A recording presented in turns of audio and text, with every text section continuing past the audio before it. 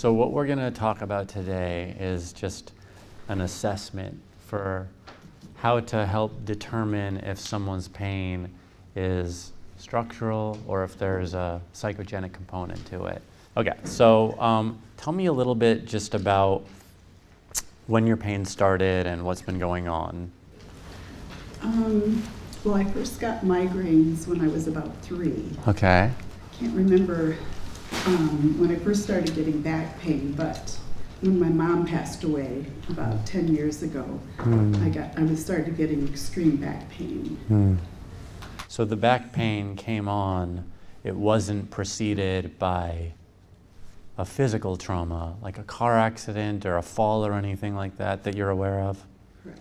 It was preceded by your mom passing away? Yes. And how long after your mom passed away did your back pain start? Pretty much right afterwards. Oh, wow, okay. How did you go about treating your back pain? Did you think, oh, this is clearly psychological? No, I thought I must have injured it. Okay. And what did you do? I went to a doctor to get it evaluated, and they did physical therapy, x-rays, MRIs. And what did all of that show? What did the MRI show? Some scoliosis, Okay. a spinal stenosis, Okay. a few disc problems, Okay. arthritis, Okay. fasciculitis. Okay. So there was all of these things on your MRIs. Right.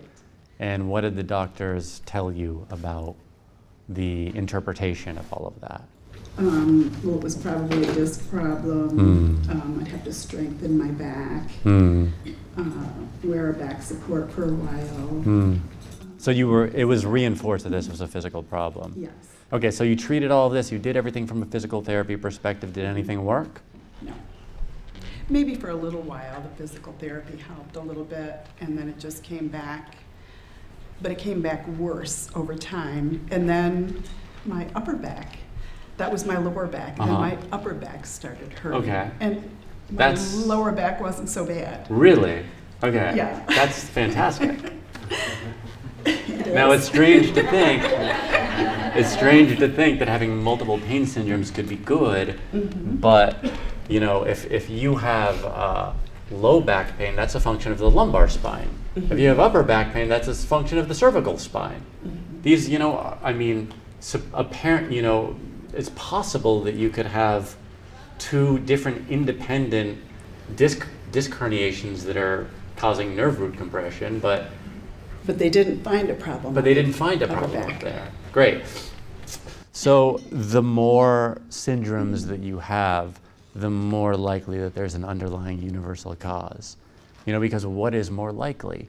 What's the chances of having a chronic pain syndrome? Even if we're being generous, let's say if there's like a structural anomaly that you have that's causing chronic pain, even if it's 1 in 10. I don't think it's that high, but assuming that it is, then the chances of having 3 independent chronic pain problems, lower back, upper back, and migraine, that's just the ones you've told me about, is 1 in 1,000. So what is more likely?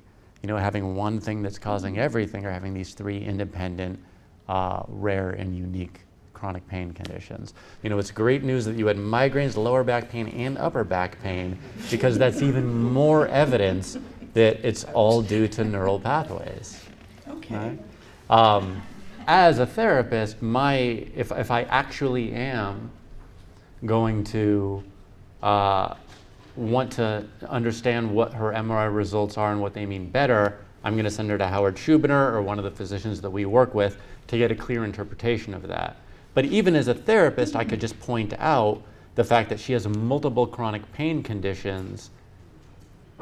They don't all have clear physical causes. Do you have a history of anxiety? I do. I'm anxious right now. Oh, that's fantastic. Okay, so I'm going to do something with you to help you with that. So what are you anxious about right now? Probably talking in front of a lot of people. Okay, cool. So we're going to do something about that, but the fact that you have a history of anxiety is good news also. Because pain is a danger signal, and because psychogenic pain involves the activation of danger signals, the fact that you have a history of anxiety makes it even more likely that your danger signals would be activated. So one of the things that we want to do is really try to help turn seemingly negative things into actual positives, and they are, because we hope that she has neural pathway pain, because that is a lot easier to get rid of than if there's structural abnormalities with her spine. So the fact that you have a history of anxiety and hypervigilance is almost a prerequisite for developing neural pathway pain, and that you have 3 independent pain syndromes, and given the fact that they seem correlated with psychological changes, right now everything is pointing toward having neural pathway pain.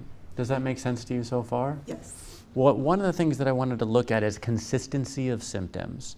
So oftentimes when we do have something structurally wrong with us, they're entirely consistent. Every time you sit, the pain hurts after this amount of time in the same amount, you know?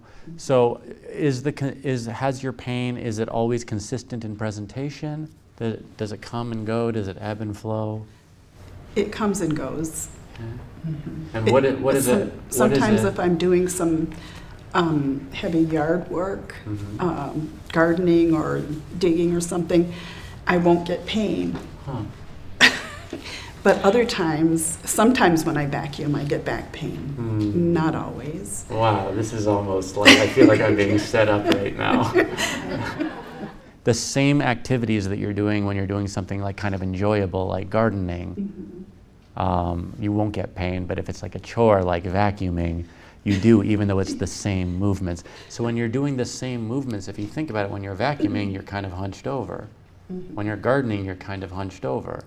So if there was something structurally wrong with you, it wouldn't make sense that making the same movement in one capacity would cause pain, whereas in another capacity it wouldn't cause pain.